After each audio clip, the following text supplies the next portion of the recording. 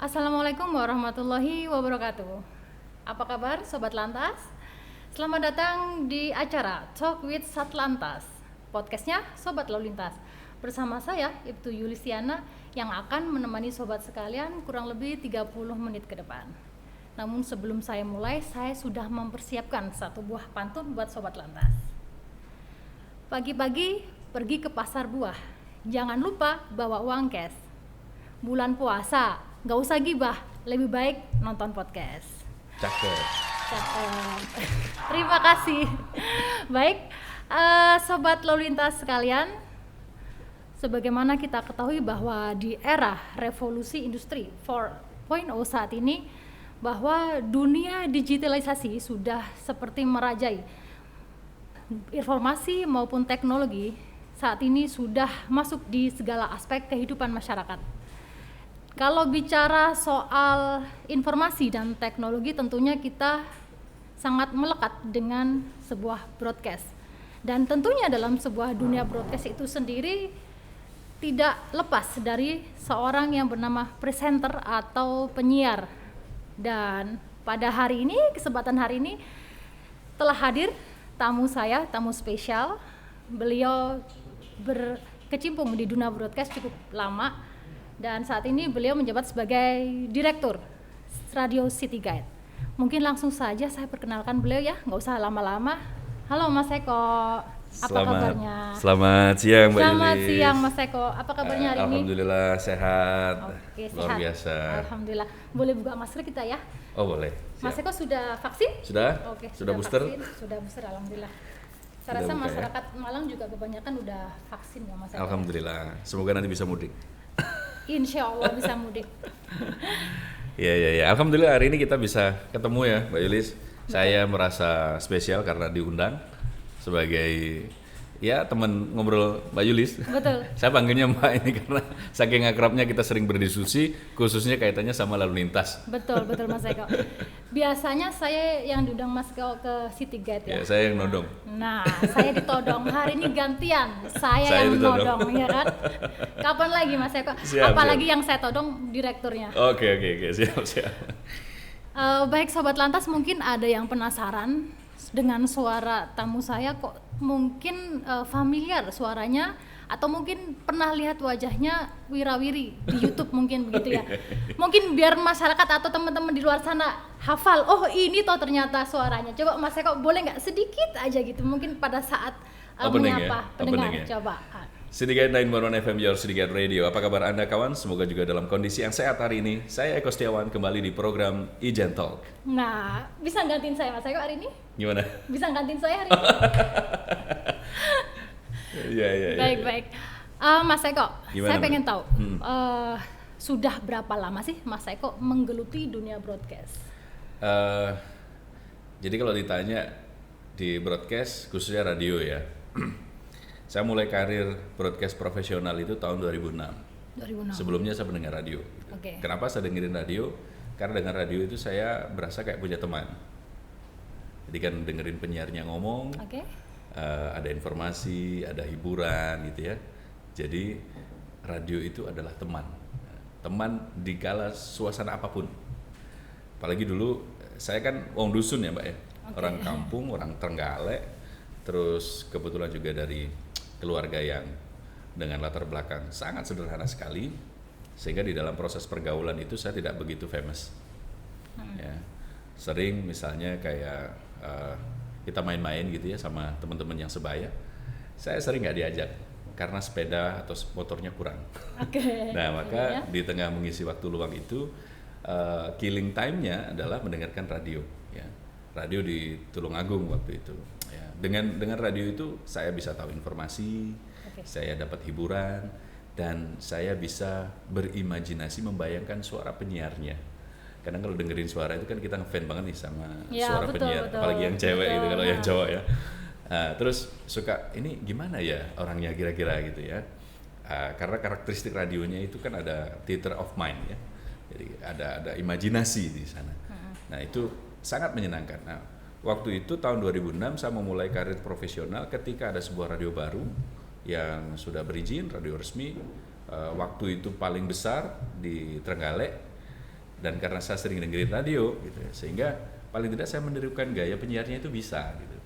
Dan penyiarnya kebetulan secara kapasitas kalau lagi bersiaran menurut saya kurang begitu bagus gitu. Okay. Mohon maaf ya, itu gaya ada Saat sedikit itu, sombong-sombongnya gitu kan. Karena dengerin lagu, ada update lagu, pengetahuan banyak gitu ya, sehingga pada saat ada penyiar yang menurut saya, oh ini kok nggak enak ya siarannya. Kalau siaran model kayak begini saya juga bisa gitu. Nah akhirnya iseng lah saya masuk ke sana dengan rekaman suara siaran. Awalnya sering dengerin dulu, betul. akhirnya kayaknya punya passion ke sana gitu. Iya. Jadi karena senang dengan radio, akhirnya saya masuk, melamar dan diterima. Di Malang waktu itu? Enggak, di Trenggalek. Trenggalek. Saya Malang ini kebetulan radio yang ketiga. Jadi sebelumnya di Trenggalek pindah ke Tulungagung dengan 2 radio. Dari Tulungagung saya pindah ke Surabaya. Dari Surabaya kebetulan saya pindah ke Malang, dipercaya untuk mengawal Citygate sampai hari ini. Oke, kalau bergabung di Citygate udah berapa lama Mas Eko? Sejak radio ini berdiri. Oke. Jadi radio ini dulu radio lama, namanya Andalus FM. Oke.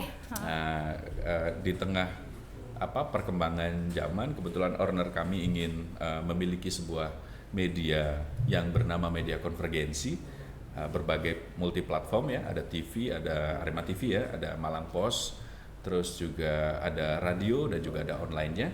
Radio kebetulan owner kita Bapak Imawan Masuri, dia foundernya JTV, ya istilahnya Seven Samurai-nya Pak Dahlan Iskan. Waktu itu tidak berkecimpung di radio, sehingga memasrahkan radionya pada orang yang dalam tanda kutip sedikit lebih mengerti radio. Nah, saya masih di Suara Surabaya waktu itu, ketika dimintain tolong untuk stay di Malang gitu.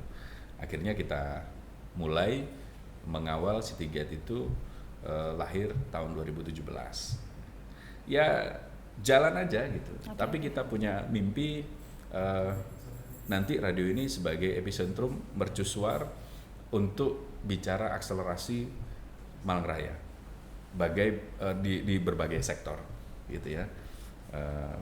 Karena kalau kita ngomong Malang ini membutuhkan radio yang model kayak Citygate. Harapan kami seperti itu, dan kami masih terus berbenah, terus belajar, terus melakukan inovasi-inovasi sesuai dengan perkembangan zaman. Sekarang kan revolusi industri 4.0, sehingga banyak orang yang berpikir bahwa radio itu kuno, gitu. Konvensional gitu ya. Nah, kami ini sudah bisa diakses di seluruh dunia. Kami juga sudah punya aplikasi baik di Play Store maupun juga App Store. Kami juga tidak hanya suara, tapi kami juga visual. Kami tidak hanya masuk di radio saja, tapi senyampang kita butuhkan, kita bisa masuk ke berbagai platform media sosial. Nah, itu salah satu cara mengcapture landscape masyarakat dalam mengkonsumsi media radio yang sudah berubah. Tidak sama dengan era 80-an, tidak sama dengan era 90-an. Sudah ada pergeseran. Betul, ya, rata-rata sekarang habitnya orang dengerin radio itu pada saat mobile. Betul. Itu yang kita manfaatkan sebagai peluang. Betul. Gitu. Dan di Citygate sendiri menurut saya brandingnya adalah radio informasi, begitu ya Mas Eko? Ya, kami selalu paling banyak kontennya memang informasi, Mbak. Informasi sifatnya dari reporter, dari sumber-sumber terpercaya lainnya, dari stakeholder terkait, dari narasumber-narasumber yang kita agenda setting, dari pendengar, karena kita juga menerapkan citizen journalism, juga informasi yang dari pendengar ya, yang 2 arah ya, interaktif. Tadi prinsipnya kita ingin berbagi informasi all about guidance. Gitu. Kemudian Mas Eko, yang saya tahu selama ini ya, mulai saya zamannya SMP, SMA sering dengerin radio Mas Eko. Iya. Setahu saya penyiar tuh kerjanya adalah kerjaan yang nggak pernah susah, happy terus gitu. Bener nggak? Atau mungkin ada suka dukanya jadi seorang presenter radio Mas Eko? Oke, kalau ditanya kayak gini saya jadi bergeser mindset ke beberapa tahun yang lalu ya, ketika saya belum bersiaran di Radio News. Suka dukanya itu berbeda gitu. Waktu saya di radio hiburan gitu, kita kayak selebriti lokal. Jadi berasa kemana-mana itu banyak fans. Iya, bisa dikatakan seperti itu. Apalagi dulu waktu saya di Tulungagung kan penyiar yang paling muda ya waktu itu ya. Kita datang kemana itu ketemu dengan pendengar radio, terus berasa kayak kita diorangkan gitu ya, dijamu. Bahkan kalau pas lagi tanggal tua gitu, kita tinggal kirim salam aja sama tukang bakso, tukang sate, satenya datang ke studio. Ya Pak Paino gimana nih kabarnya? Hari ini sudah mulai nyuntuk sate belum nih? Sore-sore ini cocok ini Pak Paino. Tapi sebenarnya itu bentuk simbiosis mutualisme. Kenapa? Karena secara tidak langsung radio itu kan komunitas. Ketika nama orang tersebut dengan usahanya disebut gitu ya, itu branding itu, iklan ya, itu. Iya. Gratis lagi kan? Gratis, tapi bentuk terima kasih mereka itu biasanya, wah kita lagi penyiar lagi tompes ini. Akhirnya dikasih apa namanya makanan atau apa banyak yang seperti itu. Nah itu yang lucu-lucunya seperti itu. Ada juga yang dari sisi yang lain-lainnya, misalnya kayak digilai orang gitu. Pernah ya seperti itu kasusnya. Sampai ngefans banget gitu maksudnya? Ya nggak tahu gitu. Jadi kadang itu kan ekspektasi ketika dengerin suara sudah macam-macam kalau belum ketemu. Iya. Kadang biasanya wah ini suaranya seperti ini pasti orangnya image-nya udah besar. wah begini. Kan sesempurna mungkin dia membayangkan dengan karakter ideal itu seperti apa. Tapi begitu ketemu kecewa. Pernah nggak ketemu sama narasumber mungkin yang pernah ditanya yang kadang-kadang nyebelin orang ini nggak mau lagi ngundang ini, ada nggak seperti itu Mas Eko? Prinsipnya narasumber sama, kami kan membedakan jadi dua ya, narasumber yang by setting atau narasumber yang pendengar. Ini mereka sama-sama narasumber karena mereka memberikan informasi. Oke, pendengar juga bagian dari narasumber. Bagian dari narasumber, hanya apa istilahnya perlakuannya akan berbeda. Nah kami di radio selalu kita bekali dengan skill interviewing. Jadi penyiar radio itu memiliki keterampilan wawancara. Jadi sudah pasti akan tahu ini narasumber yang karakternya A, karakternya B, karakternya C, sehingga treatmentnya pasti akan berbeda. Maka ketika ketemu dengan macam-macam karakter seperti itu, bagi kami ya itu bagian dari apa ya, profesi yang seni lah ya, bagaimana ngatur itu. Kalau misalnya nggak bisa diundang itu suatu ketika Anda pasti mau berbicara di sini. Memang ada yang susah diundang Mas Eko? Ada gitu. Kita nggak ngerti apakah beliau sibuk atau karena memang nggak punya kapasitas untuk berbicara aja. Gitu lah kira-kira. Tapi saya sering diajak di Citicat ya. Iyalah. Sering ya. Ya. Karena kan dibutuhkan informasi dari Bu Yulis dan kawan-kawan. Apalagi soal traffic kan masyarakat juga butuh informasi tersebut. Betul. Gitu. Selama Mas Eko berada di dunia ini, tentunya kan banyak akses informasi segala macam gitu ya Mas ya. Dan menurut pendapat Mas Eko sendiri atau mungkin dari penelitian yang dilakukan dari Citicat sendiri, berita macam apa sih yang biasanya ratingnya tinggi? Bad news or good news gitu? Bergantung ya gitu. Kami tidak memakai apa istilahnya mindset yang bad news is a good news. Meskipun itu apa ya, teman-teman yang lain juga menggunakan. Yang kami yakini adalah apa namanya, good news is a good news. Gitu. Kenapa kok good news? Karena kami takut dampaknya.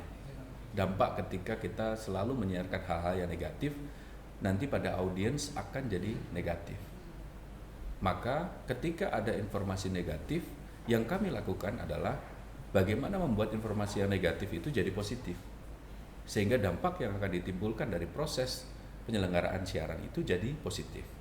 Contoh semisal begini, tadi sebelumnya saya sudah jelaskan bahwa ketika jalanan macet ada kecelakaan itu negatif. Tapi ketika ada polisi, sudah ada penanganan dari ambulan dan lain sebagainya, itu jadi positif. Gitu kan? Macet panjang gitu, pendengar marah-marah gitu, ini gimana polisinya? Kok nggak ada? Ya kan nggak mungkin polisi akan berjajar sepanjang jalan kemacetan. Nah maka kami di situ hadir menjembatani itu antara polisi dan juga masyarakat. Sudah ada penanganan Pak dari polisi, sekarang lagi fokus pengaturan untuk penguraian kemacetan di titik A misalnya. Di situ kan jadi positif. Oh masih diatur psikologi masyarakat yang marah-marah, emosi dan lain sebagainya jadi lebih terkontrol karena sudah mendapatkan inputan masukan dari media radio. Nah, karena pesannya udah delivernya nyampe kepada masyarakat seperti itu ya Mas Eko. Jadi kami good news is good news. Jadi kalaupun memang ada bad news, buat a solution. Yes. Gitu. Saya membaca dari hasil membaca dari Kompas ya, maksudnya bahwa 63 juta penduduk kita itu banyak menggunakan internet gitu. Sampai saat ini bagaimana dengan segmen radio sendiri, di mana sekarang orang anak muda, milenial, generasi Z itu pun sudah pegang gadget ya, internet udah di mana-mana. Bagaimana Mas menghadapi seperti ini? Tentunya kan radio harus tetap survive seperti itu. Ini kesekian kalinya forum saya berbicara bahwa saya masih yakin radio itu punya kekuatan besar.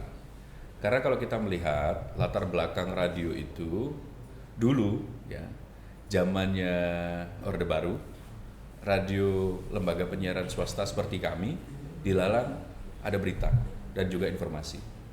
Berita itu hanya ada di RRI. Yang LPS harus wajib merilai 14 jam. Nah, ketika seperti itu tentu kami berpikir bahwa kenapa kok LPS tidak boleh berberita?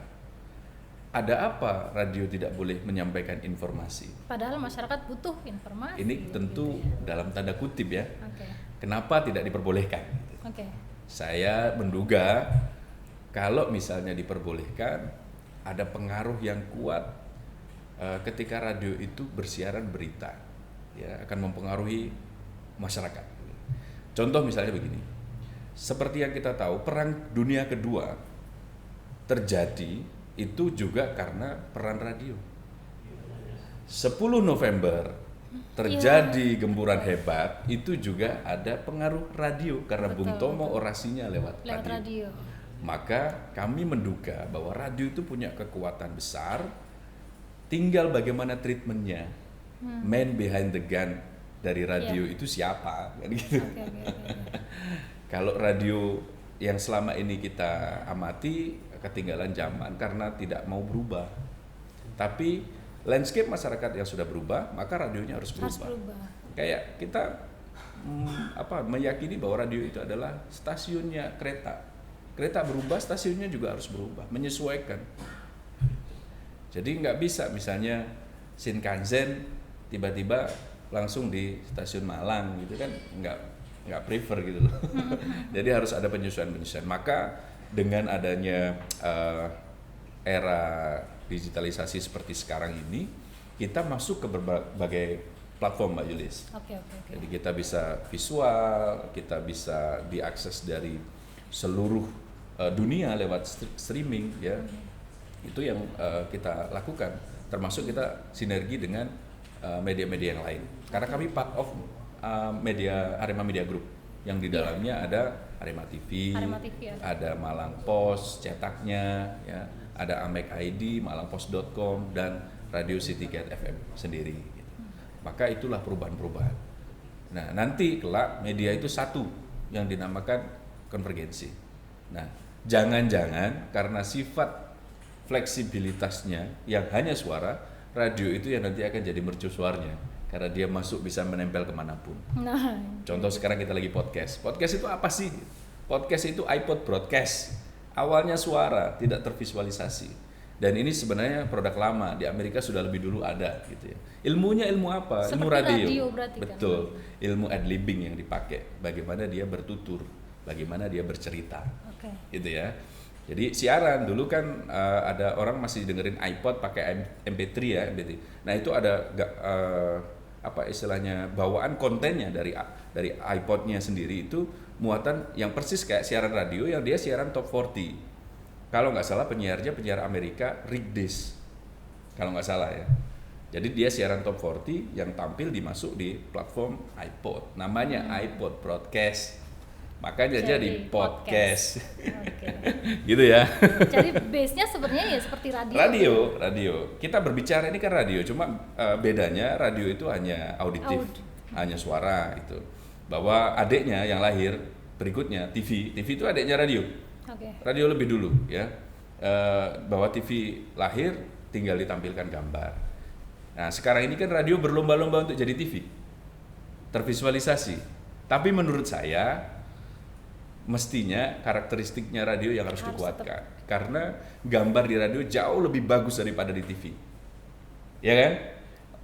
misalnya nih, kalau kita nggak ketemu orangnya kan kita akan, oh suaranya kayak begini, imajinasi Imagine-nya. kita yang bermain gitu ya. Oke. Jadi gambar imajinasi pasti akan lebih bagus daripada kita melihat betulan. Mungkin ketika kita ditelepon Pak Yulis belum pernah ketemu dengan saya gitu, pasti akan berpikir ohnya tinggi besar gitu ya. Terus gondol misalnya gitu. Suaranya berat gitu Soalnya kan sama. berat. Nah tapi ketika ketemu berbeda, nggak sesuai dengan yang digambarkan gitu. Nah saya membayangkan kalau radio itu tidak memikirkan bentuk visualisasinya, ketika dia tampil dalam bentuk gambar, rusak ini imajinasi orang ini. Tak pikir ayu, tak pikir ganteng. Ternyata ketika nah itu kasus yang terjadi kan dulu waktu eranya zaman sandiwara radio, Brahma Kumbara pengisi suaranya Ferry Fadli. Itu kan sandiwara radionya booming. Betul. Tapi begitu Ferry Fadlinya main film, nggak se-booming suaranya. Kan gitu ya. Generasi Z kayaknya nggak tahu ya Mas ya. Ya makanya Brahma Kumbara ya. kita jelaskan lagi. Supaya tahu. Gitu Mbak Baik, Yulis. oke. Ya. Kemudian mungkin Sobat Lantas di sana gimana ya kalau bisa menjadi seorang penyiar radio? Apakah ada jenjang pendidikan tertentu gitu Mas? Saya basicnya perhotelan Mbak. Oke, perhotelan. Jadi tidak ada basic. Yang penting ada passion. Ada passion. Tidak ada yang tidak bisa kecuali tidak mau. Betul. Berbicara itu alam bawah sadar. Oke. Tinggal bagaimana dia melatih dirinya untuk berbicara di depan umum. Oke. Penyiar radio itu sejatinya sedang melakukan proses public speaking karena dia sedang berbicara pada khalayak. Karakter radio adalah mass distributor yang menyampaikan istilahnya informasi itu dari satu sumber disiarkan ke semua telinga gitu ya. Jadi dia berbicara ke banyak orang meskipun itu tidak dalam satu tempat. Dia sedang praktek public speaking. Nah, yang perlu dilakukan adalah ya dia harus suka dulu sama radio. Ya. Kalau dia nggak suka, dia nggak ada passion ke sana, ya nggak bisa. Betul. Terus yang berikutnya dia harus punya jiwa melayani. Dia harus memposisikan dirinya sebagai teman. Teman itu kan melayani, mendengarkan, kadang ada temannya curhat dan lain sebagainya, ini ngancani kan gitu kan. Nah harus seperti itu kemauan dasar ya, emosinya harus seperti itu. Lalu kalau kaitannya sama verbal yaitu latihan. Di kami harus memahami keterampilan-keterampilan yang diperlukan di dalam radio yang itu kita masukkan di dalam kurikulum di tempat kita ya, sebelum siaran radio gitu. Jadi mereka harus melewati fasenya.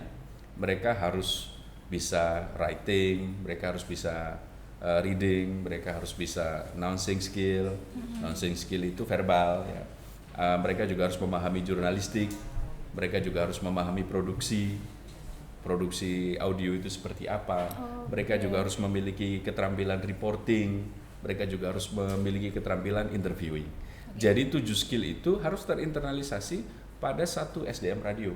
Supaya SDM radionya punya kapasitas dan output yang ditampilkan adalah baik. Ada hal yang pengen saya tanyakan Mas Eko. Jadi kalau kita sebagai presenter radio kan without audience nih ya kan.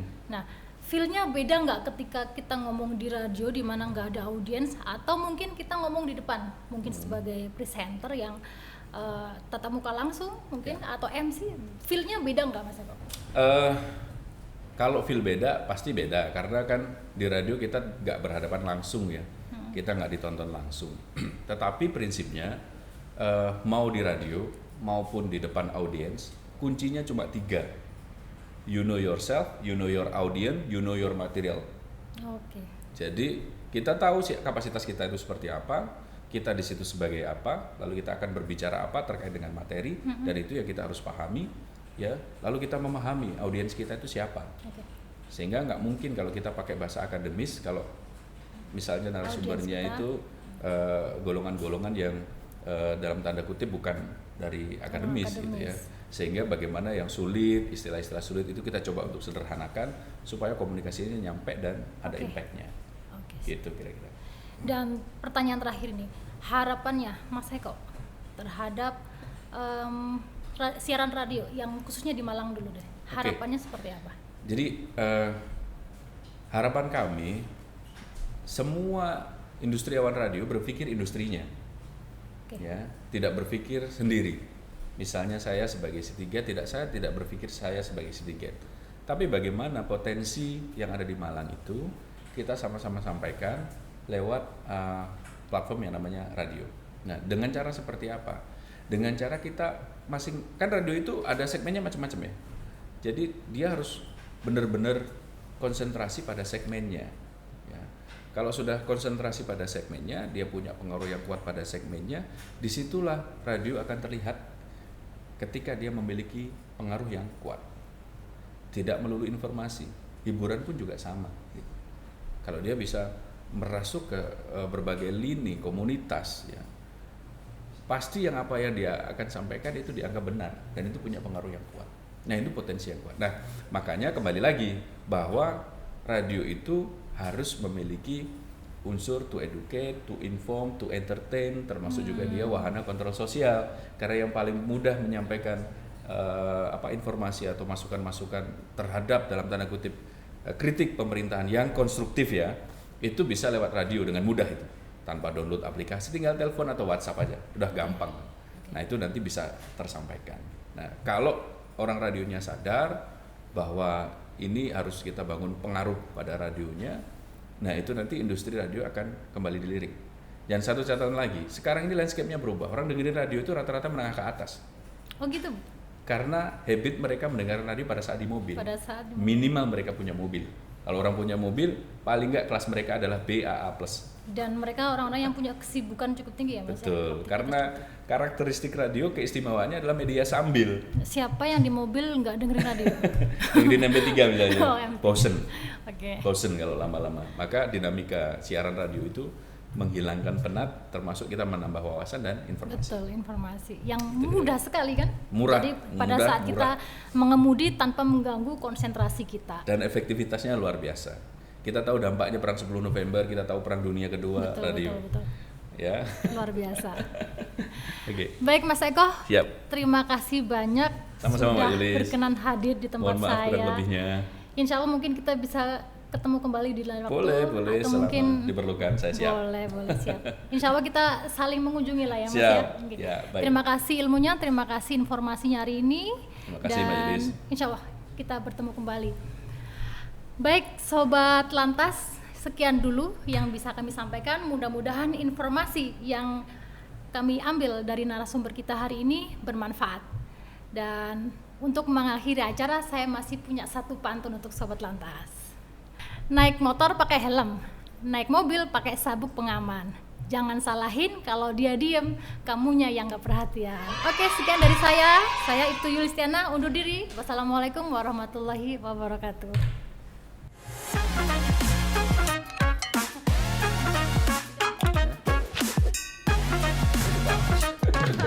Siapa?